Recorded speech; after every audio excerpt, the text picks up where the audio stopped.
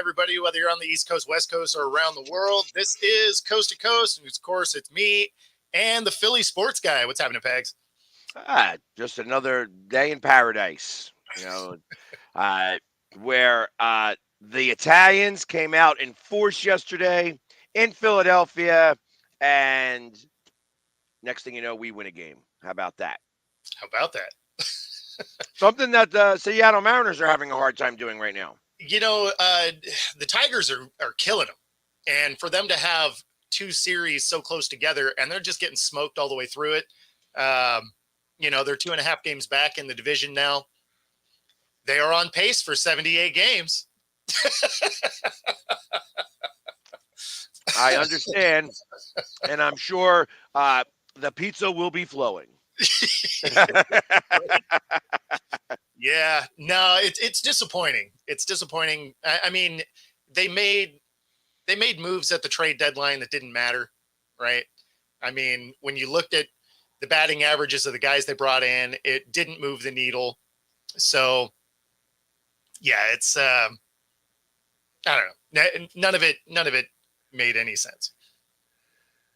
Like, if you were going to make a play, go make a play. Instead, you're like, hey, I'm going to have this average guy and replace him with the same average guy.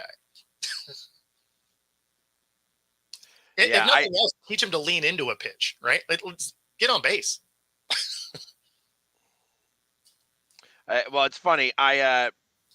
So one of the videos I did yesterday, of course, it was Italian.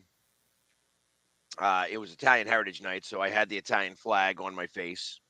Oh, yeah. Which, kind of was, looked a little awkward.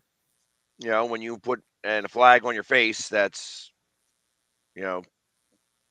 only in certain spots. My hair was also in the Italian flag. It was kind of cool, but it's also awkward. I don't know. In the process of that, it looked good on camera anyway. Well, you know what? I guess maybe because I'm used to seeing myself a specific way. Oh, sure. And when you have things cut your eyes off or split colors in your eyes, I guess it looks ridiculous to me. I mean, just my own opinion. You know what I mean? Like, sure. If I'm sitting there with my eyes closed and you see the Italian flag, like if I'm sitting there like this, then it makes more sense. But most times it's like when I'm looking, I always felt like the entire time I was squinting, I couldn't open my eyes wide enough to make it seem like I was actually looking and watching. Oh, I get that, because you end up with different light coming in to each eye because the colors are different. No, that makes sense. So it's okay. Then in the process of that, there was a grand slam. So I started. So I got. It was an exciting moment. I mean, the Phillies were down. All of a sudden, Schwarber hits a grand slam. It energized. I was standing next to the DJ, and the DJ played a song when they went out to the mound that he normally saves for the 8th and 9th inning. And he goes, "We need the charge now." So he played the song, and it got the crowd a little bit excited. And the next thing you know, the grand slam hits. So shout out to DJ Smooth for playing the right song at the right time. Maybe that had a little bit to do with it. You know what I mean? Yeah. But and then of course I did the grand, hey, that he hit a, the grand salami. You know what I mean? On Italian Heritage Night, and salami is Italian, so that's kind of how that all worked. And of course, I got smack talk from the Houston Astros super fan. Okay. He's like, he says in exact words, and he did this on Facebook: "Calm down. This league belongs to the best dynasty ever, the Houston Astros. You know this, son." And then my response is, "Astros stink." Now this guy goes by Toucan Dan. He is a Houston fan. Okay. Very similar to me, except he wears a hard hat that has two drinks that has can sleeves. Oh, sure. Yeah. The beer helmet. Yeah. Yeah. So he goes by Toucan Dan. Was the Houston Texas Fan of the Year in 2020 or 2021, one of those years and stuff like that. Astros fan. He's he goes to the Renegades games. He's like the equivalent of me.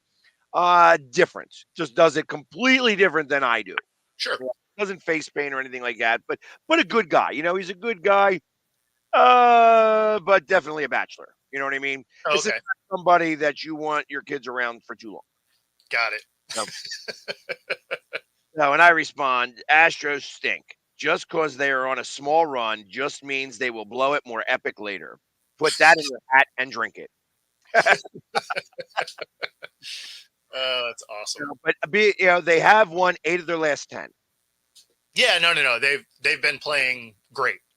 Yeah. Yeah, and same thing going on with the Dodgers and the Diamondbacks. So the Dodgers are also 8-2 in their last 10, Mhm. and the only two losses being against the Phillies. Yep. While I was there, Yep. which is awesome. And the Phillies love playing in LA, so I'm all excited for that. The other team, that's doing really well is 9-1 in their last 10, and that's the Arizona Diamondbacks. They're about the hottest team in baseball right now, and their only loss was to the Phillies. So between the Yankees, everybody keeps looking at how this has been like a terrible run. So we had the Yankees who were just about tied for first place and always seem to have our number when we Mhm. play them in the Right. regular season. And I got you. then we played Seattle, who was in first place at the time and playing decent ball Yep. until they went on the road. Yep. Then we go to LA, who we love playing in LA, and we actually took 2 or 3 there, which was nice. We took 5 of 6 games from them this season, which is awesome. And then we went to the Diamondbacks, who at that time had a 7-game winning streak. We win at one game, but then lose the other ones and lose them pretty handily. Like they crushed us. I think they scored in 2 games somewhere around 24 or 25 runs. Oof. Yeah. Yeah, it was bad. Once they got to our bullpen, the bullpen was having a hard time. And right now, the Phillies pitching is not doing so hot during the time of year where breaking balls should be breaking and curveballs should have a lot of movement. The Phillies are not having that. So it's been a little challenging watching the Marlins start off this game. There it goes first. First guy gets out. Okay, perfect. Second guy gets on base, gets hit by a first pitch of the at bat. Next guy gets a hit in like the second pitch at the at bat. Next guy up, 3-run home run. Now the Ooh. Phillies are down 3-0 again in the first inning. Mm. And luckily, they did not allow this to stay that way. I said, as I said, I'm like, listen, it's Italian Heritage Night, and I know a guy who said that he was going to offer the Marlins something that they can't refuse, and that they weren't going to win, and they lost.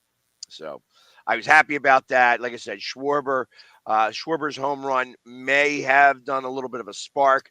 We got the Washington Nationals right now, which are not a good team, and we beat the Nationals all the time. Like that's what we do. We spank Mm. the Nationals. And we need to kind of I'd love we need a sweep. I like winning 3 or 4 is good. A sweep would be much better. Yeah. Well, I mean, that's like, we have our last game against the Tigers tonight or this morning, actually, I think. But they need this win. Like Yes. they need that, and then they need to be able to take care of the Pirates, which I don't know. I don't know. I mean, Pirates are back on their cold streak. well, I hope so, because if the M's are going to keep pace, they're going to need it since Houston's next series is White Sox. Right. And there's no way the White Sox are doing anything but maybe stealing a game. No, Right? that's not true right now because the White Sox are playing a little bit energized because they got a new manager. They are. Houston's a far better team, though. Much, but that doesn't necessarily mean sometimes you play down to your opponent. No And question. That's why I think they might get one of them. Like I don't know that Houston sweeps them, but Houston wins that series. Well, you know what? Just because you said it makes me want to bet on On the the Sox. White Sox to win that series because I bet you'd win a lot of money. Oh, I have no doubt in my mind that the line on it is crazy. Yeah, I mean, it would probably be like an 8-1 is what I would think.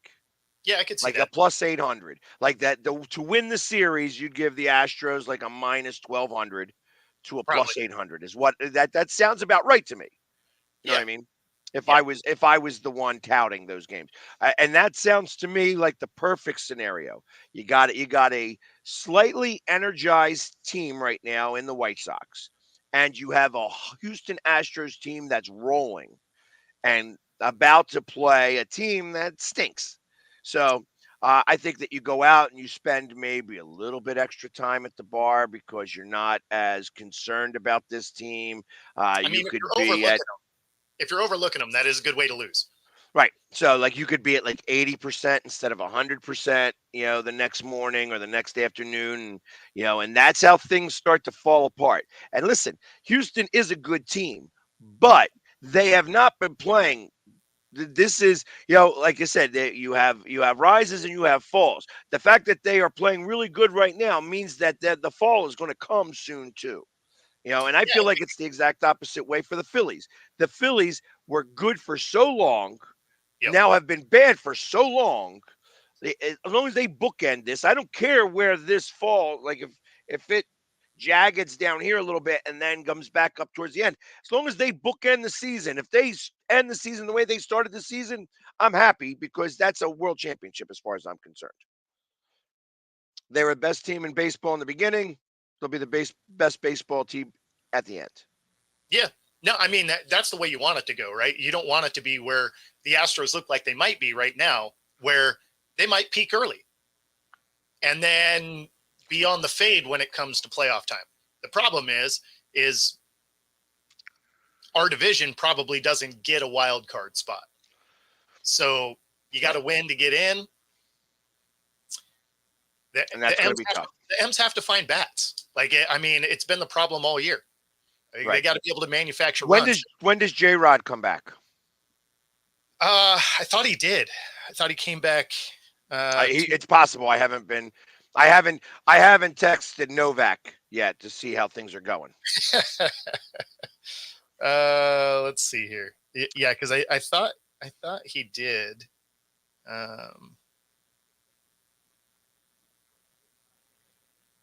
Oh no, I guess he didn't.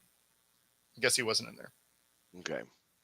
So I'm not sure. Yeah, I mean it should be any day from what I was seeing. So yeah, for some reason I thought he was back, but nope, it doesn't look like he is quite yet. See if we can see what the lineup is tonight. And yes, Chris, I will be at the game tonight. And I probably will be close to them for a few minutes.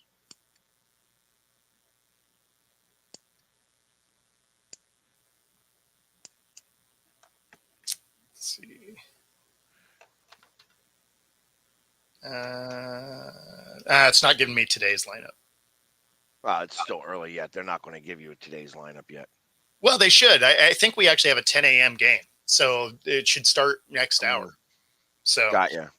It is a getaway day for us. It's like I thought that the Phillies were going to play today early, which is I was expecting not to be here, but instead we start our first game of 4 against the Nationals. So I thought today was going to be a getaway day, and it's not. I gotcha. Yeah. So if this is today's lineup, he's not on it today either. Yeah, that tells me that he's still out. Yep. Well, that doesn't help. No, it doesn't. And he's probably got to go down to go for a stint. Like I would put him down there for at least a series with whoever in the minor leagues. Get his bat right. Get his timing right and stuff like that. Don't come right back. I'm sure he may have that in his contract where it's up to him on whether he wants to go down or not because of the size of his contract. But sure, if I was him, I would absolutely go down. Get your timing right. Get your, I don't know, just feel good about yourself. Yeah. Feel good about yourself because you weren't the greatest before you went away. So. Yeah. No, exactly. Popular in Myrtle Beach. All right, that's cool. About that. Digging it. Digging it. Welcome, Myrtle Beach. We're glad to hear from you. Absolutely. Hopefully, we're helping your morning out, Wen. I don't know if you're laughing at my hair or anything. That's kind of funny looking. But uh, so I got to ask this since Chris is calling you out on this and saying that you know all about what's going on in Las Vegas. Yeah. So he did send me an article. I have not read it all the way through, as it sits at this moment. Got you. But it is interesting, which is why I hadn't brought it up, because I want to read a little further into it. But yeah. So what is the premise? it was here. Let me bring it up real quick, because yeah, he sent. Let's see, he sent it to me on Facebook. The headline of it is Las Vegas police threaten to boycott Raiders games over new NFL security rules. So it's basically the new rules are gonna make it harder for them to do their job. In what way? Access becomes a little bit of an issue, which is why I wanted to read further into it, because I wanted to see exactly what that means. So that sounded like something I didn't want to not have all the information on. You don't want to misquote that. Exactly. It sounds like, because you don't want to have. That's whatever. And look at that. Dustin staying out of the sun. Good work, Dustin. That's the hard thing to do for a baseball manager. Stay out of the sun? Yeah. No doubt. Wear them long sleeve shirts there. He's got the umbrella hat. Whatever works. 220, 221, whatever works. But, yeah.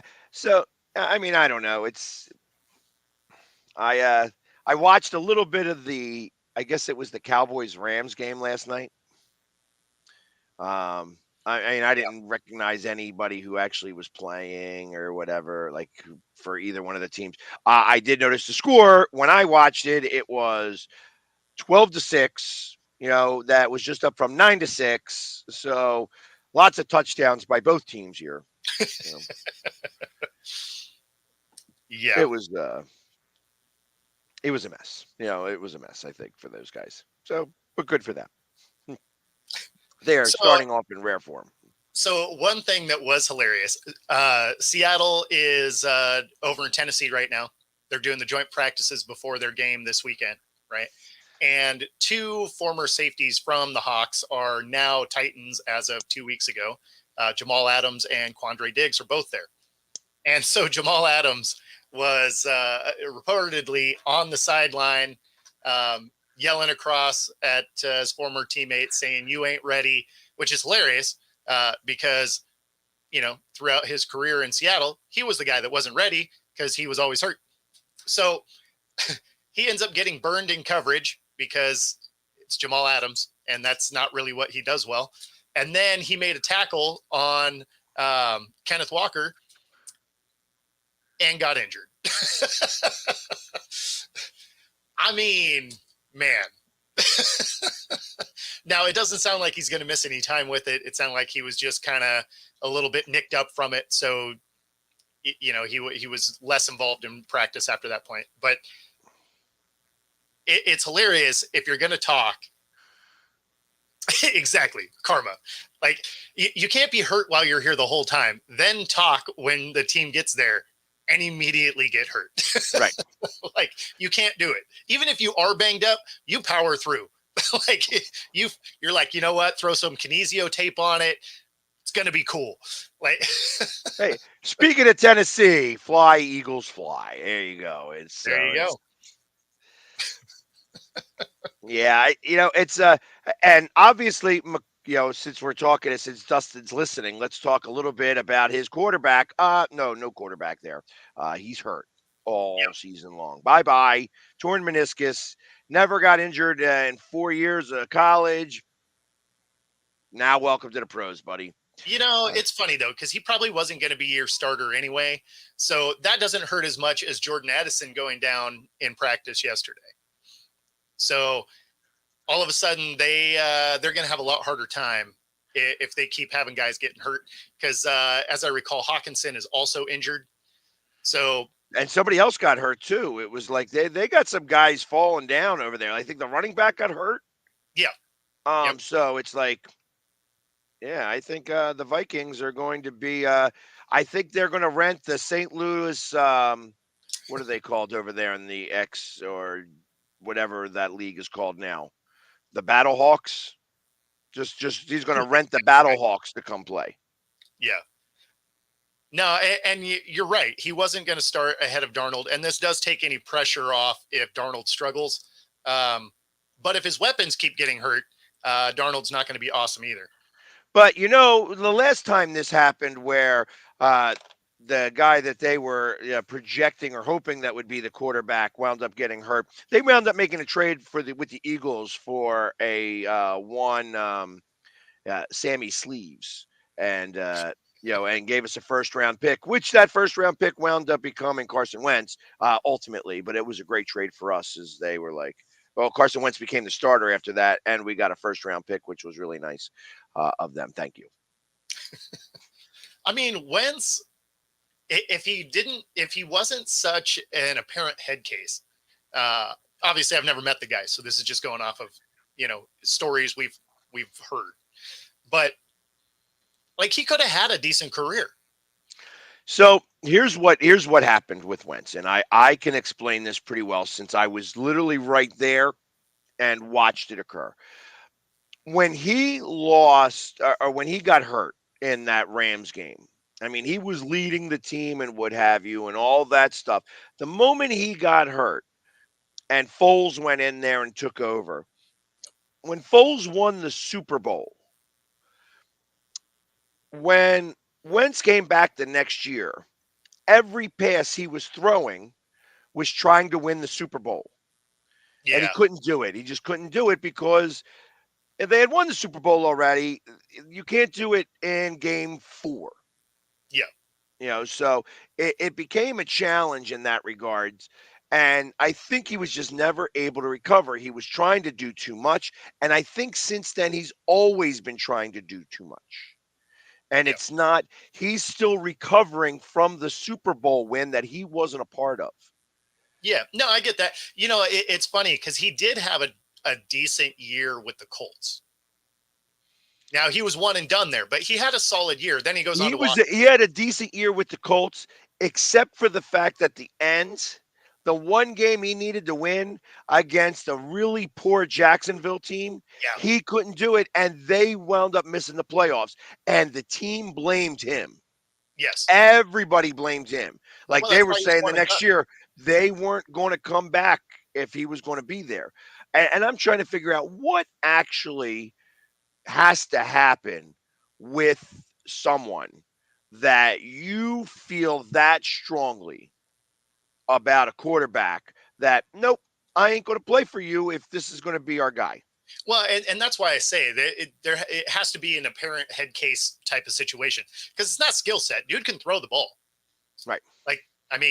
He's a decent quarterback. So it has to be the intangibles and the communication behind closed doors. Like those are the things that get you to be at odds with a guy that can do the job. Right. I mean, it'd be one thing if it's just like, oh, you know what, you're just bad. It's like, okay, well, yeah, fair enough. I don't want to come back and just be bad. Cool. I'm with that.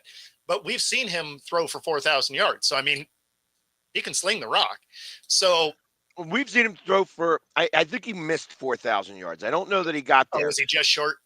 He might have gotten there, but I remember that year he threw for 4,000 yards or close to 4,000 yards, and no receiver had 1,000 yards.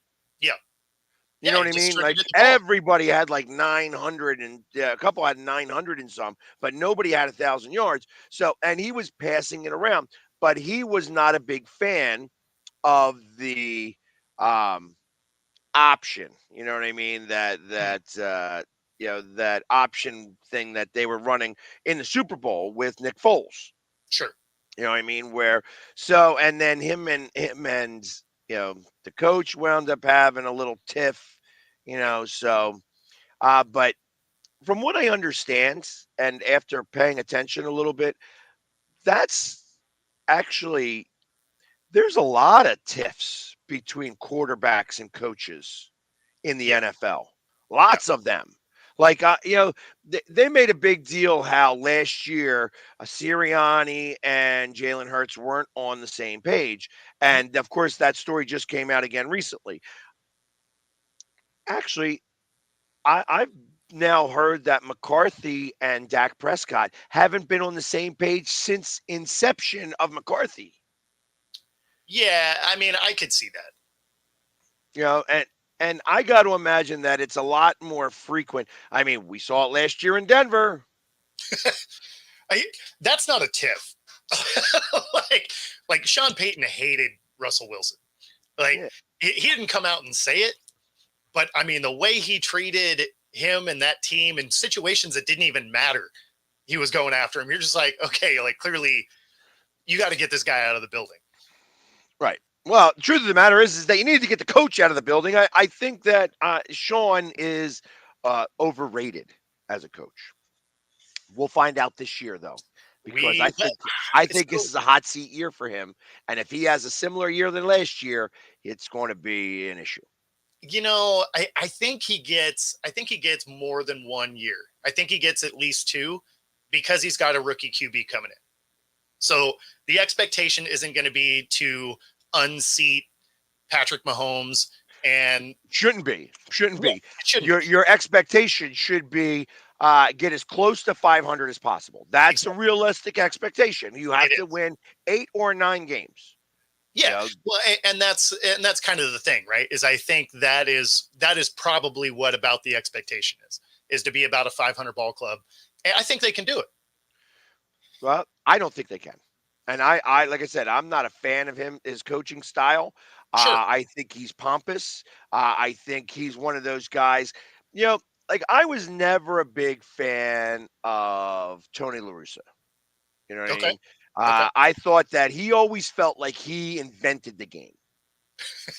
All right. And I know he's a Hall of Fame coach and stuff like that, and he's won a lot of games, but he won a lot of games because he had great GM to give him great talent on the field. Yeah. That's why he won a lot of games, not because he was the best of coaches. Let me bat my pitcher eighth because I'm smarter than everybody else. Get the frig out of here. You know what I mean? Bat him ninth like everybody else, asshole. You know what I mean? So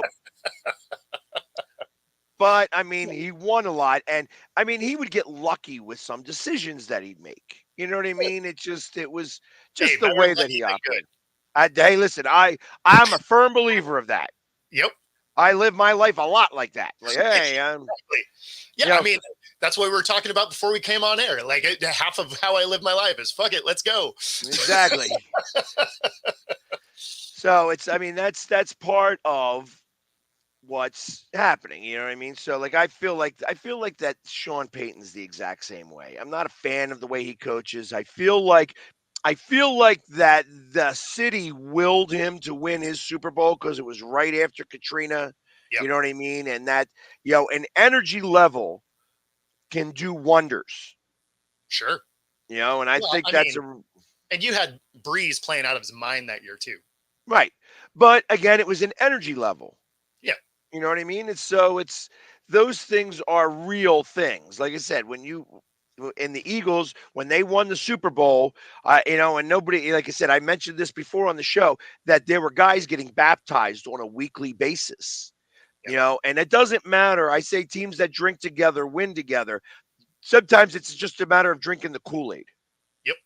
And Well, I if mean, you're drinking the Kool-Aid and everybody's drinking together, you're going to win. sure. Well, and some of those storylines, obviously, you know, they surround teams that propel them to win. I always think that for the 2001 Patriots, right? It's after 9/11. It's a team called the Patriots, and that thing comes together. It's their first Super Bowl, right?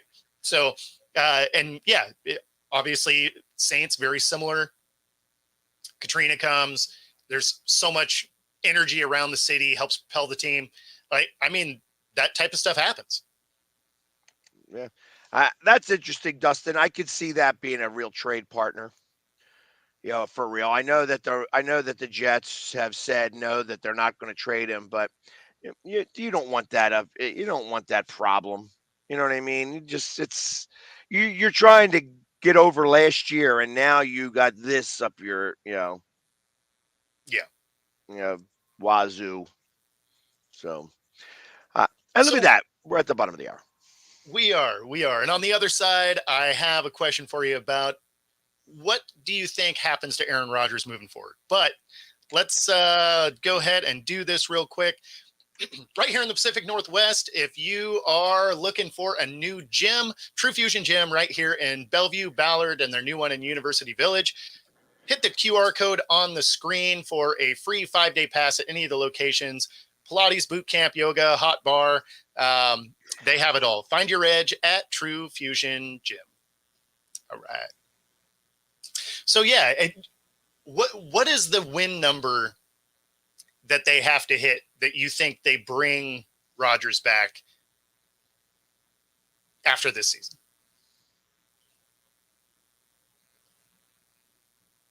10, 11. So if they come up short, it's a wrap. I think 9 wins. 9 wins may not make the playoffs this year. I think there's going to be the haves and the have-nots. So, when I think 10 wins is going to be the number you have to hit to make the playoffs, and I'm talking that seventh team is going to have 10 wins. Oh, okay. Okay. So, I think it's going to be haves and have-nots. Now, as I say that, it's possible that because of that I think that the AFC is going to naturally beat the NFC this year. Okay. That's why the 10 wins are going to be. I think that it's possible this year that a low ranking 9-win team, like 9 is going to be the number to get into the playoffs, and quite possibly 8 You think for a a losing record division. gets it? Yeah, I feel like that it's possible that in the South, a losing record could win this year. Okay. I mean, That an 8-win team. And I yeah, think that that's where the biggest disparity is going to be, the NFC South versus the AFC. What's it? I guess they're going against the West this year. So, but that's kind of where I think that that it's going to be 10 on the AFC side, and it's going to be 9 and possibly 8 on the NFC side. I mean, you could see an 8 and 19 be the seventh wild card. wow, that would be that would be terrible. Well, I mean, you got to think about things in a certain way. I know that in the COVID year, for football, we almost had the anomaly. There's been years where the Eagles have won 10 games and didn't make the playoffs. Sure. That year that they won 10 games with Chip Kelly, they could have won 11 games and not made the playoffs. With it on their 16-game schedule, that's the highest that you could possibly be. You can't win 12 games and not make the playoffs. It's impossible to do that because of the way the schedules make. So 11 wins was the possibility, is the highest possible record you could have. You could have 11-5 record and not make the playoffs. And that would have happened that year. Consequently, on the opposite side of things, there is a possibility that you could be 5-11 and make the playoffs, which almost happened that same year, in COVID year, because the Giants, if the Eagles beat the Washington football team at the time, the Giants would have won the division at 5-11. And instead, Washington got in the playoffs with a 6-10 record. So, those were the things. 6 wins. 6 Really? wins. And then almost beat Brady. That was when they did that. If you remember that game, I thought the worst Heineke. records. I thought the worst losing records to get in was 7-9. It might have been 7-9, maybe because they won that game. So maybe it was 6-10 that I was thinking about, and it wound up being 7-9 because the Eagles threw that game. I know that Giants fans all over the place are still crying about it. Yeah, because like my Seahawks are the first team to win the division with a losing record, going 7-9. And then I believe they took down. I think they took down the Saints that first game. In fact, that might have even been Beastquake. But I didn't think anybody's been worse than 7-9 going into the playoffs yet. I'm gonna find out. I could be wrong, but I don't. Worst division record. It's giving me 25 of them. I don't really care about all 25. I just want to know what number one was. The 2020 Washington team, and they did finish 7-9. Okay. So yeah, 7-9, and they almost beat Brady that year. That he wound up going to the Super Bowl, but they were the number one team, 2020, doing that. Yeah, so I mean, it's like now with a 17 game schedule, it's 6-11. I believe is the worst that you could possibly do to win a division. You know, like that you could have it set up that if everybody splits in the division and you have to win, you're going to have to win at least 2 or 3 more games. I think 3 more games is the most. Because you can't have somebody if all 4 teams suck and everybody's 500. You're not going to be able to have somebody who's 4-13. You know, I mean, you could based on tiebreakers, but I mean, it never happened. Right. But yeah, in a realistic sense, it's. I mean, if you wanted to do all the math, you could have everybody in the division tie each other, and you could have a horrendous. Yeah, I'm trying to keep it a little bit realistic, but yeah, no, I mean there's no way. I mean, realistically, I don't know. I don't know that a 6-win team could do it at this point. I mean, it would be tough. It would be absolutely tough, and it would have to be a very unique division that stunk really badly. Yeah, it'd have to be the South. And I mean, they were in danger of doing it, the year before last? So, yeah, but then Tampa Bay beat us in the playoffs, if you remember my look. So the season is over. Yeah, yes, exactly. But so I'm going to switch it back up to baseball. Okay. Juan Soto the other day hit 3 home runs. Yep. And I tell you, this guy looks like a monster right now. He's just a beast. I'm telling you, I mean, obviously the Yankees are scary in the 2-3 hole, I guess is what that is, because Soto's hitting 2 and Judge is hitting 3. Yeah. You know what I mean? And then you have Giancarlo Stanton, Michael Stanton, as his real name is. Yeah, because I'm not a Giancarlo. Hey, Michael. Hey, Michael. Yeah, he's just not. Anyways, in that 4 hole, I mean, it's scary. It's a little scary. Yeah. But he's only there for this year. Who's going to pay him? And how much money is he going to get? Yeah, I mean, does he go to the Dodgers? Of course, right?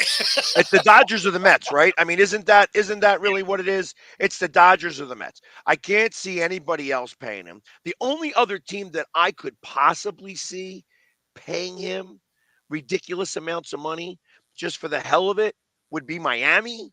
And I know that Miami is an absolute friggin' train wreck, but he would bring people into that stadium. Sure. Especially because of the demographic that is in Miami. So I think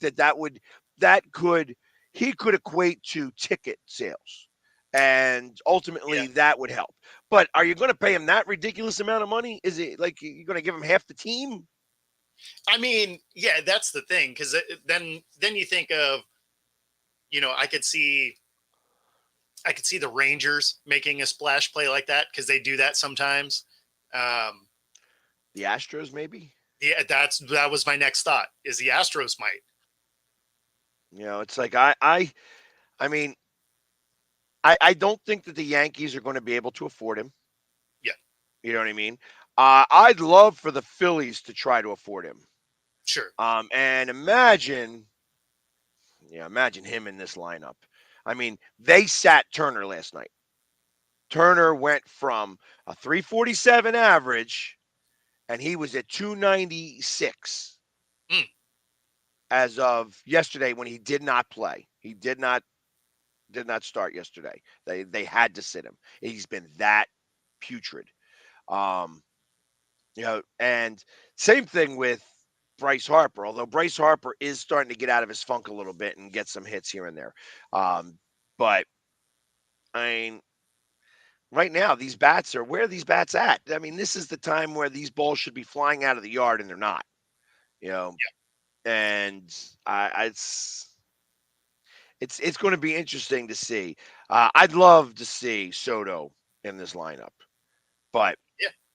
I can't imagine that he's going to come here to the tune of $500 million Yeah, because well, I mean, that's that's why I didn't mention the Mariners because they definitely aren't paying anybody.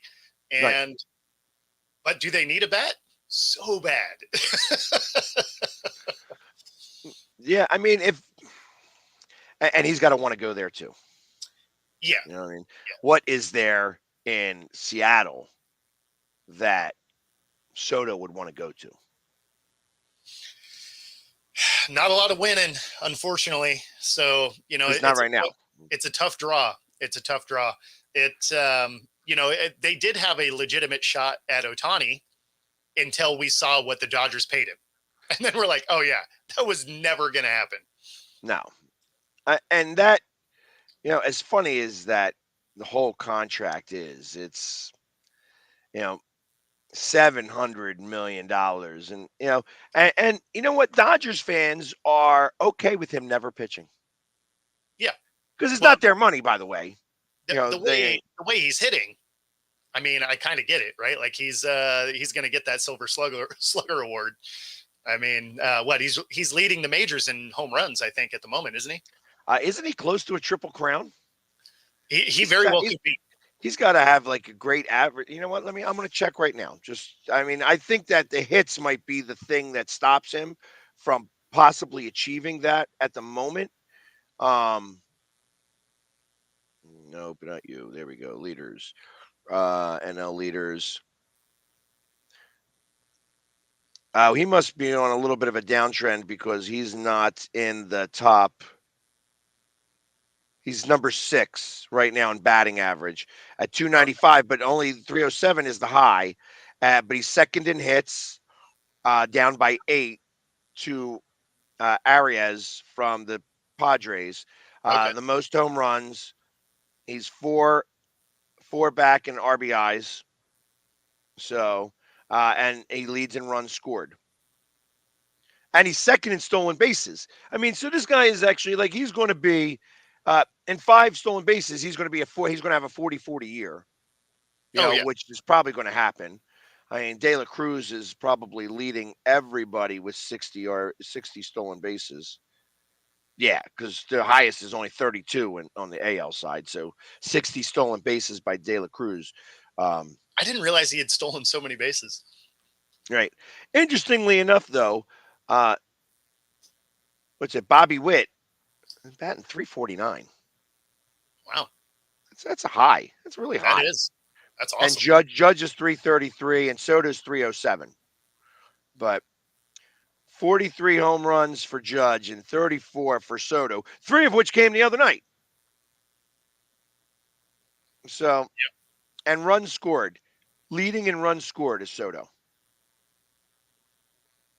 Because if you get on base, you're scoring. Yep.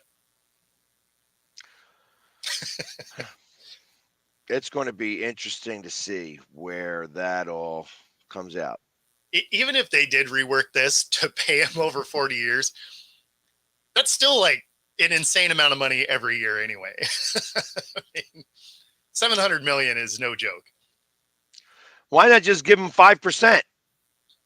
You now own 5% of the Yankees. End of story. Can you even do that to an active player? Why not? I didn't think you could be part of the ownership of a ball club while you're still playing. I can't imagine why that would be the case. I mean, I listen, I don't know because I don't have that type of money. But I mean, you had managers who could play. There has been player managers. Pete Rose being the last one, I think. Historically, I mean, not in a long time though. I don't know. Let's find out who was the last player manager. Look at us all learning together today. Need the more you know banner to just throw across the top here. Pete Rose was the last one in Okay. the 1986. Yeah. So, how many were there? Well, I would imagine before that it was probably more of a. It was probably more common, right? 221. 60 of them, or 59 of them, are in the Hall of Fame. Yeah. The one who's not, who should be make 60, would be Pete Rose. Well, there's that. But I mean, that makes sense though, because when you think back to the earliest eras of baseball, I would imagine there were a lot of them that the managers were players.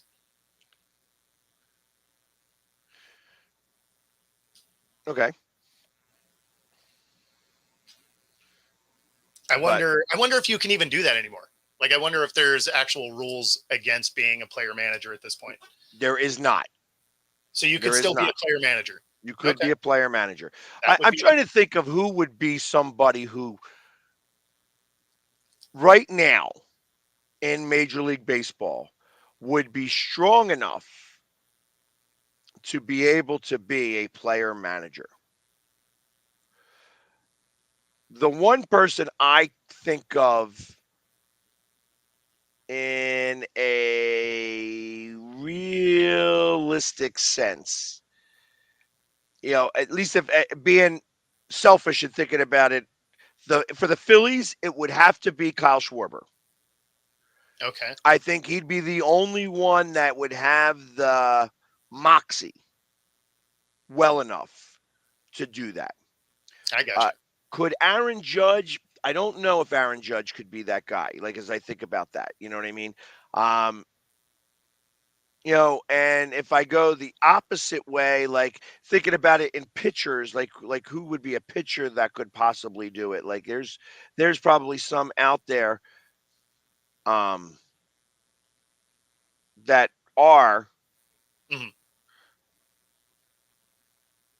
that are worth it. But I can't think of anybody right off the top of my head that has been around. Like maybe Verlander, or actually, no. Let me reverse that a little bit. What's his face? Plays with Verlander, I think, right now. Old guy, was with the Mets and then traded back to Texas, I think. Or is he with Houston? Older guy, good pitcher. Scherzer. Oh, yeah. I mean, maybe, I guess. I don't know. Like, I can't really think of anybody that I would think would do the job well. Yeah, nobody stands out at this moment that makes me think that they could do the job really well. You know what I mean? There's nobody who I feel is has strong enough baseball acumen to be both a player and the manager. Because Pete Rose, when he was doing it, was larger than life still. Yes. You know what I mean? And that's why it made sense for him to be able to do that. I'm trying to think of anybody like Ohtani right now is larger than life, but I mean, the fact that he can't speak English and I don't care. I don't care what you said. I think he's got a little bit of a gambling problem. I'd bet him on that. Yeah. Well, and we see how that works out if you're a player manager. But I mean, short of that, I think that I don't know. Yeah. Nah, I mean, I can't think of anybody offhand that I think could actually do the job very well. Otani, I suppose could if the communication barrier wasn't there, uh, but it is. So, Right. Yeah, and like I said, it's like Soto again, same situation. I think he's just a player. He's not somebody who could be a manager. You need somebody who's got that larger than life personality that's able to do both. That's why I think Schwarber could possibly be the only guy that I see, at least on the Phillies, mm, that would be capable of doing that. Um, and my expectation is that you would need to be a designated hitter. You couldn't be out in the field. So yeah, being a DH makes that a lot easier to do so.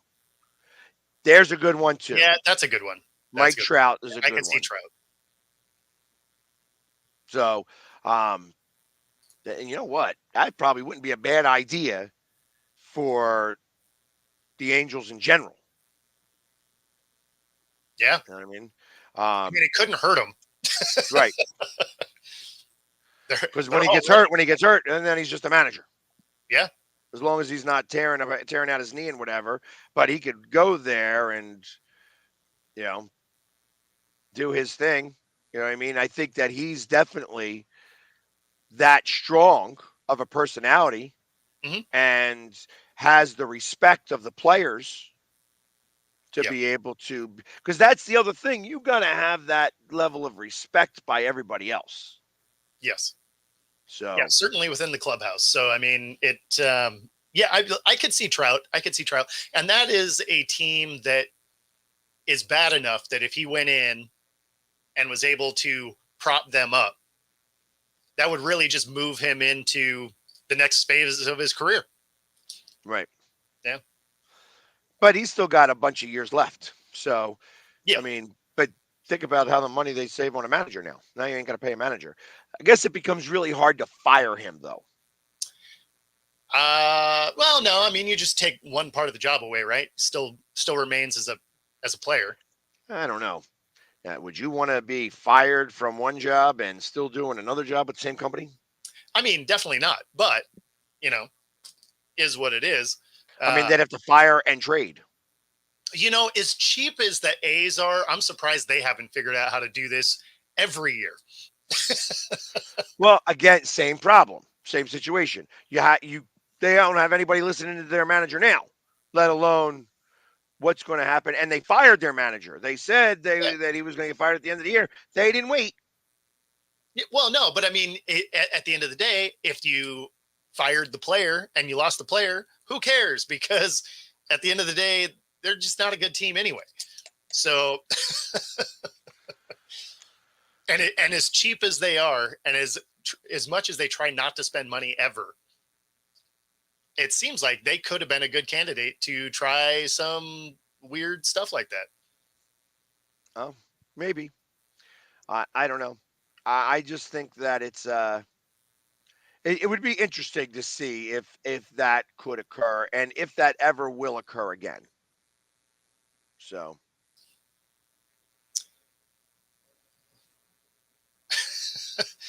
I feel like I need to read if this is true because he was taking quarterback reps. It's actually kind of hilarious. They put out a hype video for one of the passes that he threw, and the pass was good. But if you're going to put out a hype video, maybe don't put one out that he was clearly sacked twice, right? But this is practice. You're not allowed to hit him before he throws this pass that looked good, right? So, I mean, like if you're going to pick a hype video, maybe crop that section out. Like, I don't know, something.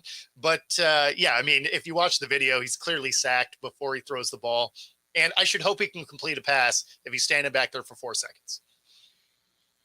hey, and hey, go to town. Let him be a wide receiver. Yeah, Have a 2 quarterback set. Aloha. it's happening, Chad. Good to see everybody joining us today, even And towards the end. that actually brings us to the end of the show. So, look at us talking about baseball most today, which Well, is yeah, it was a baseball type of day. Like I said, we started out with the Phillies, but like I said, just Soto being so strong, yeah, I am interested to see what happens in his off season because it's going to be the Soto show. yeah, yeah. I mean, he's going to make some money. Like someone's going to pay him. Yeah, I agree with you. I don't think it's going to be the Yankees, but someone's going to pay him. and from what I understand, his mom makes some really good spaghetti. Perfect. So I know, and I only know that because I was clowning him during the NLCS, where everybody's like cursing at him and whatever, and I'm like, you don't need to curse at this guy. Watch me yell this and watch him try to turn around, because his mother made spaghetti dinner for the Nationals when Mm. they won the World Series. She was making spaghetti dinner almost every night for them, and that was one of the things that helped propel them.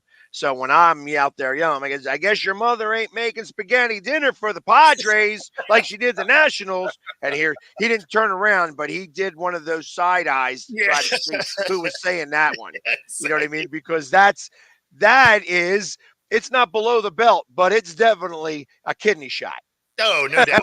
No doubt. That's the like, okay. I got So, you. but that was fun. And then, of course, right after that, Harper hit the home run. So, you know, the Padres were out of it. Yep. Loved that. I love that. Good stuff. Well, if you are watching on YouTube, be sure to like and subscribe. Helps us out. And of course, if you're watching on Roku, stay tuned for the next hour. Other than that, we will see you guys tomorrow morning. Later, guys.